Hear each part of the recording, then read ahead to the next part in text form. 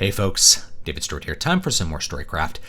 Today we're going to be talking about the Competent Man. The Competent Man is a character type that goes way back to the 19th century and before, and the main attribute of the Competent Man is that he is competent. That is, he is good at what he's doing, and he's a fully developed character that doesn't have much growing to do, if any. And I think one of the best examples is Sherlock Holmes. Sherlock Holmes is a great detective, and most of his stories therefore focus around the mystery and how Sherlock Holmes is going to go about solving the mystery and uncovering the plot details and figuring out who done it and what all the clues mean. The focus of the story is not so much on the character and his growth and development, it really tends to be on the plot, and that's where you see a lot of these competent men.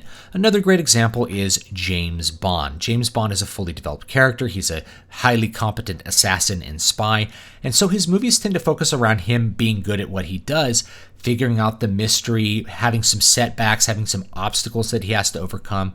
They can be personal obstacles, they can be personal or emotional difficulties that he has to overcome. That is not uncommon in James Bond at all. We're not talking about a perfect Mary Sue-like character. We're talking about a character that doesn't have to learn his job. And this is fundamentally different from the characters who are in a lot of the more popular hero's journey type stories. We're talking about a Luke Skywalker who starts off as a nobody and has to grow into being a Jedi Master.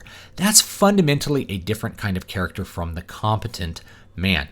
But we see so many of these hero's journey stories, it's easy to think that maybe every story should feature some sort of character arc, some sort of long-term arc where a character is growing from a boy who is very naive into a man who is fully competent.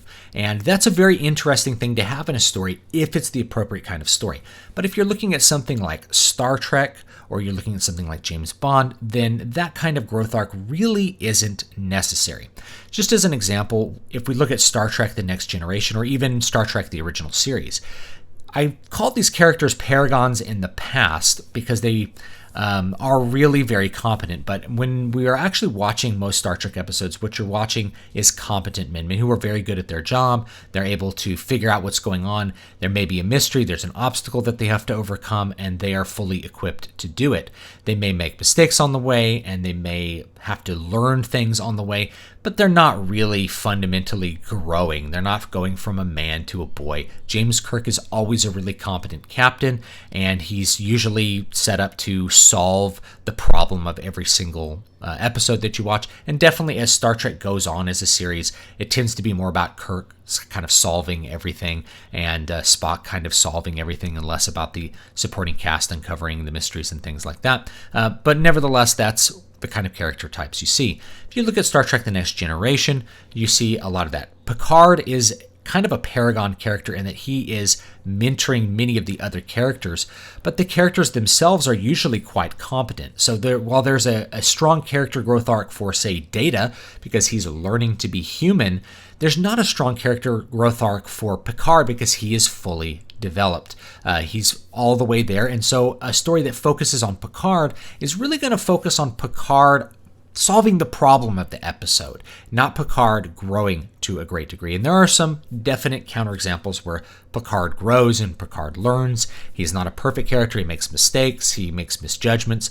Likewise, Riker is a very competent character. All the characters have a high degree of competency, but as you notice in Star Trek, the lower you go on the ranks, the more the character needs to have a growth arc and starts to have a growth arc. Geordi starts to learn things. Of course, Worf has a very strong and interesting character arc throughout The Next Generation and even Deep Space Nine.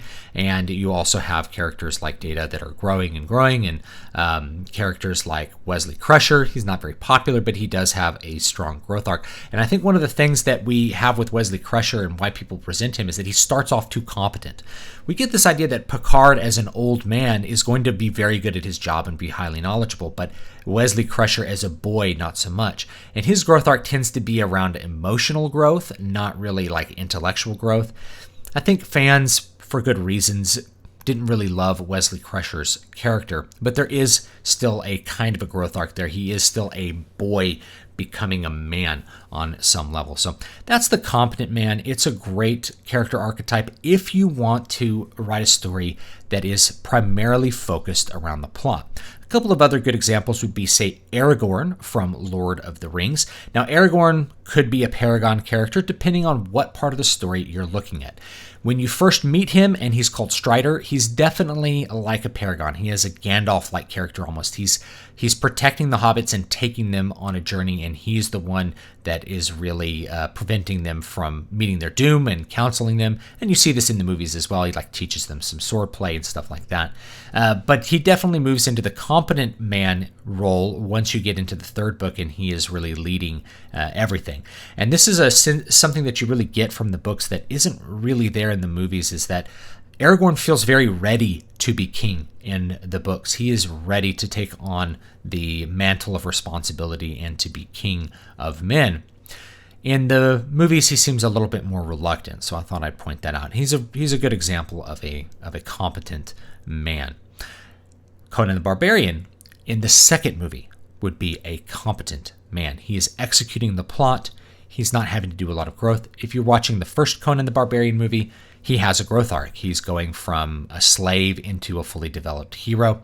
If you're reading the old Conan stories, you're really looking at a competent man. If you're reading Cole, any of the Cole stories by Robert E. Howard, you're looking at a fully developed character, which is why one of the things about those characters is they're already kings, meaning they've already accomplished everything that they set out to accomplish.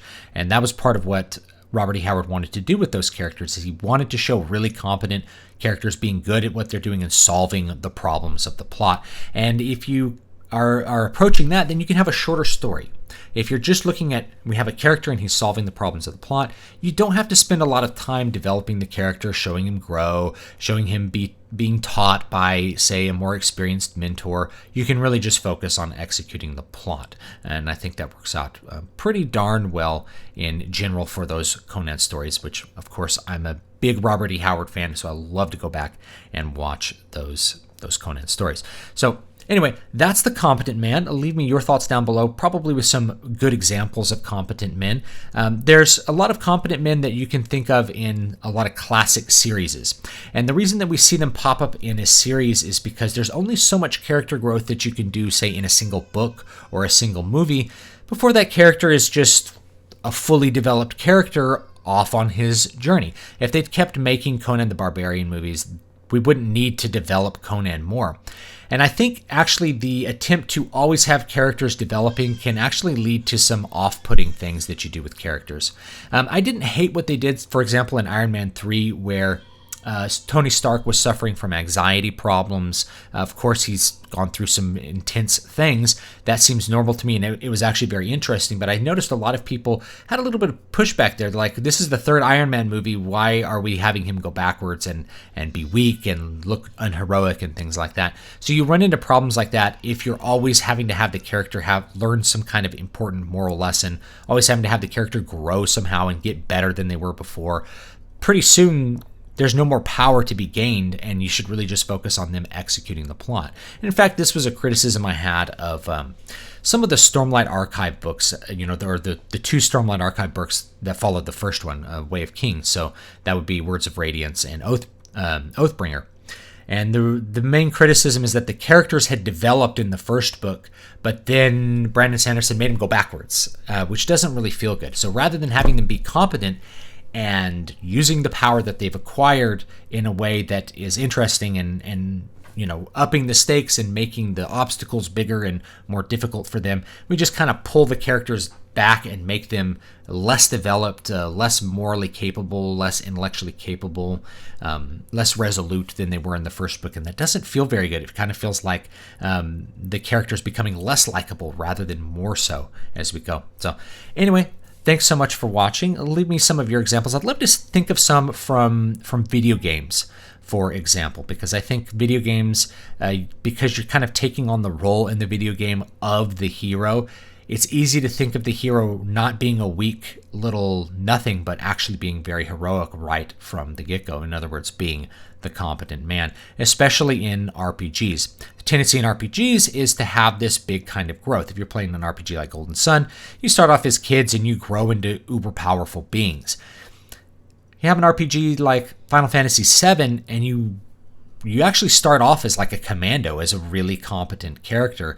So the growth through the levels always feels a little bit odd. Like Cloud is already supposed to be uber powerful, which is why he has a giant sword, but he still has to do all of this growth through the mechanics of the systems. It kind of feels like those characters and the systems are just a little bit at odds with each other, just for example. So thanks so much, and I'll see you guys next time. Newest book is called Keys to Prolific Creativity. It's around here somewhere. It's hiding underneath some stuff.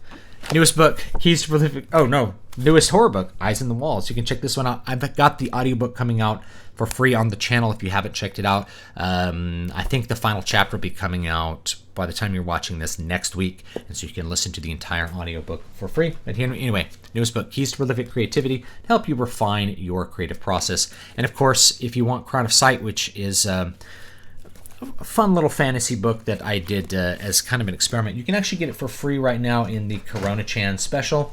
So that ebook is still free, and I'm going to let it stay free throughout this pandemic and until the authors are ready for their stuff to not be free anymore, and then it'll go away. So you can grab the paperback for not very much. I don't remember how much, but the ebook is free. So thanks so much, and I'll see you guys next time.